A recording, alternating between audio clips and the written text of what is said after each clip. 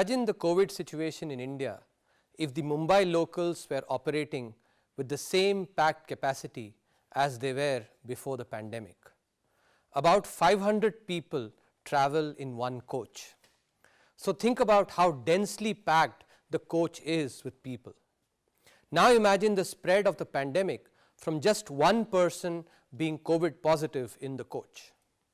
500 people can be infected within 1 hour of travel. In contrast, when working from home, it may take several days for 500 people to get infected. This example thus illustrates the network effects that spreads the pandemic. Now think about India vis-a-vis other countries.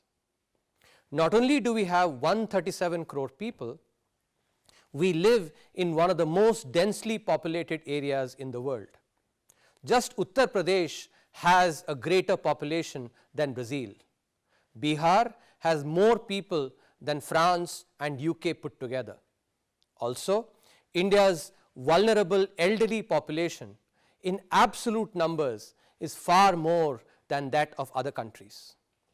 Surrounded by these unique vulnerabilities, India's response to the pandemic stemmed from the humane principle advocated eloquently in the Mahabharata that apadi pranaraksha hi dharmasya pratham ankuraha. Saving a life that is in jeopardy is the origin of dharma.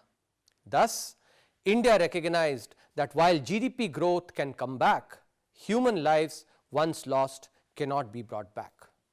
To implement its strategy, India followed the recommendations of research in economics and epidemiology to implement a stringent lockdown initially, which flattened the pandemic curve and provided the necessary time to ramp up the health and testing infrastructure.